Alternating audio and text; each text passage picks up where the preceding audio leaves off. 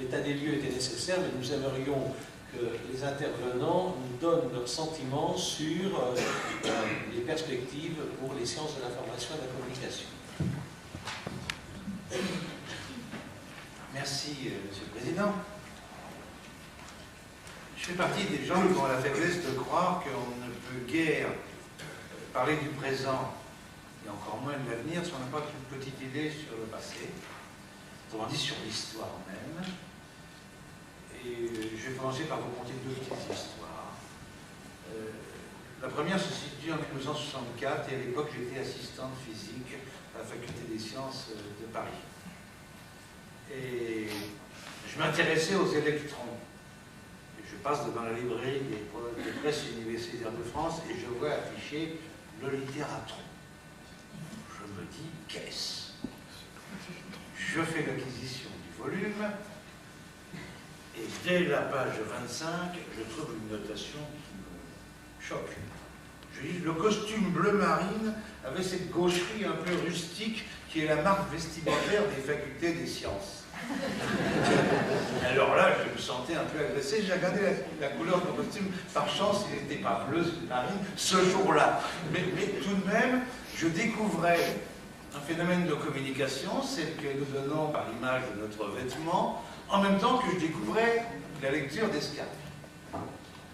Et donc, je trouvais la question passionnante.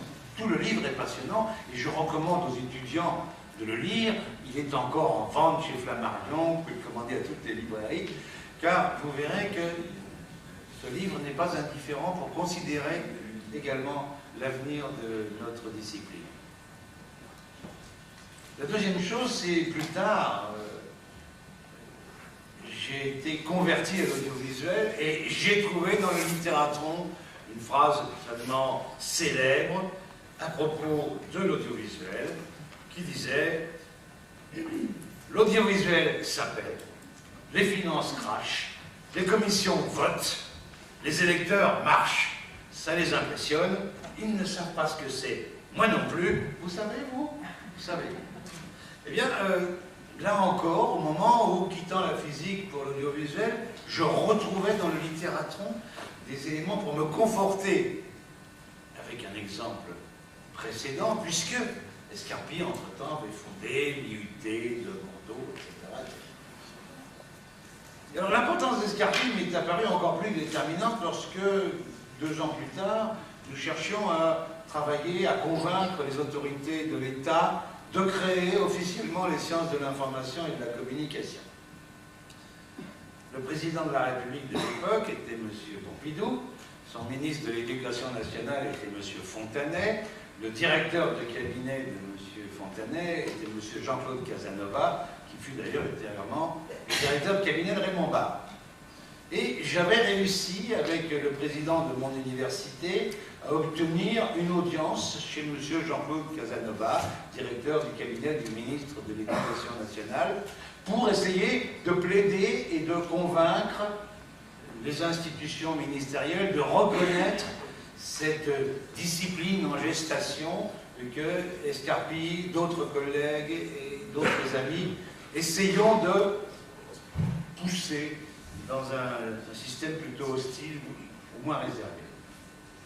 Et alors Casanova nous écoute exposer notre propos et il nous lâche sèchement: les sciences de l'information et de la communication, c'est une invention d'Escarpie pour caser ses copains du Parti communiste.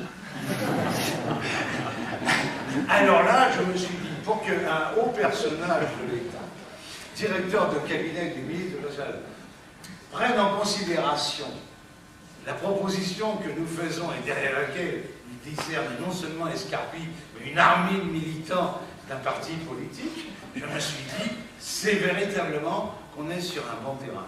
On est sur un terrain où il y a du mouvement, de l'animation, de la transformation et des choses à faire. Plus possible d'écrire une théorie générale de l'information et de la communication. Je pense que Jean-Marnier ne me démentira pas sur ce point. Et par conséquent, tout l'effort théorique aujourd'hui est parcellisé. On ne peut plus faire un effort théorique, général, global, synthétique. Ce qui montre, non pas qu'on a atteint les limites de la théorie, mais que le problème de la théorisation se pose et qu'il y a lieu, sans doute, comme il a été évoqué, de l'approfondir. Forte, de la part des étudiants, comme de la part des entreprises, des organisations, des administrations, etc., de pratiquer la communication avec des professionnels compétents. Ceci nous a conduit à entreprendre dans toutes les universités, de plus en plus largement, des efforts de professionnalisation importants. Et la réunion qui a eu lieu au ministère de l'Éducation nationale la semaine dernière confirme la tendance forte vers la professionnalisation des cursus. Qu'est-ce que ça peut devenir? Eh bien, nous avons deux hypothèses en face de nous. Hypothèse pessimiste, mais qui n'est pas forcément dénuée d'humour, et qui est celle qu'Escarpille écrivait dans le littérature. Le dévoiement par l'arrivisme, par le goût du verbe sans contenu, par l'esbrouffe à la technologie, des sciences de l'information et de la communication vers le tout et le n'importe quoi, avec les risques significatifs que cela comporte, à savoir de donner des formations techniques sans contenu, autre que technique. Ça, c'est une hypothèse pessimiste qu'Escarpille illustre de manière extrêmement gaie, hein, et contre lequel on sent très bien, à la lecture de ce littératron, qu'il n'a plus que des réserves, une hostilité qu'il joue par l'humour, qui sévissent en divers endroits et qui, disons, appartiennent à la description d'Escarpille. Faiseur, truqueur, maquilleur, baratineur. Il faudrait nous inventer si nous n'existions pas, car le peu de vérité qui court sur la Terre, c'est nous qui le mettons en circulation parmi beaucoup de mensonges. Eh bien, ça, c'est un des sorts qui menace les sciences de l'information et de la communication. À l'opposé, il y a une voie exigeante, il y a une voie difficile, il y a une voie qui mobilise et requiert de l'effort. C'est celle que nous devons poursuivre. Ça veut dire des savoirs, des contenus, des efforts pour les assimiler, des productions, des mémoires, des thèses, et une grande rigueur dans tout cela, et ne pas céder aux sirènes technologiques qui nous font changer d'ordinateur tous les 6 mois, qui nous proposent de changer, parce que je vois Mme Joly rit, mais c'est parce qu'on nous propose de changer d'ordinateur tous les 6 mois et de logiciel tous les 3 mois. On périme les choses pour des raisons commerciales avec une rapidité étonnante. Eh bien, de ne pas dire, mais vous allez voir, c'est facile, tout se passe sans effort. Non. On aboutira à quelque chose, et notre avenir sera quelque chose, si nous savons considérer que l'effort est nécessaire, que l'approfondissement est nécessaire, que la culture est nécessaire, en extension et en profondeur. C'est cela, à mon avis, qui constitue le véritable avenir des sciences de l'information et de la communication. On peut recourir à un certain nombre de choses, mais on voit aussi un certain nombre d'autres.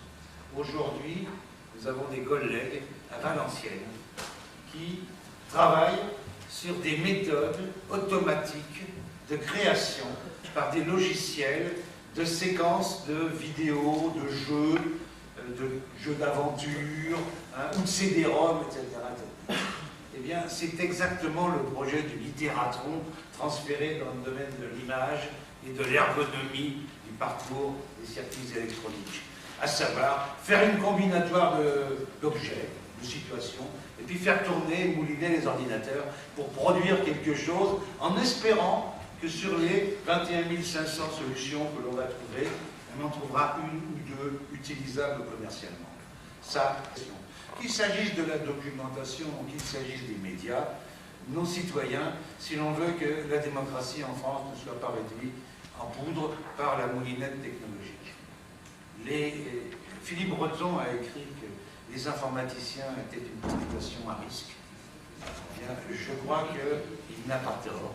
Je crois qu'il faut introduire, face aux spécialistes des technologies de l'information, il faut introduire un humanisme résolu, fort, conséquent et actif. Je vous remercie.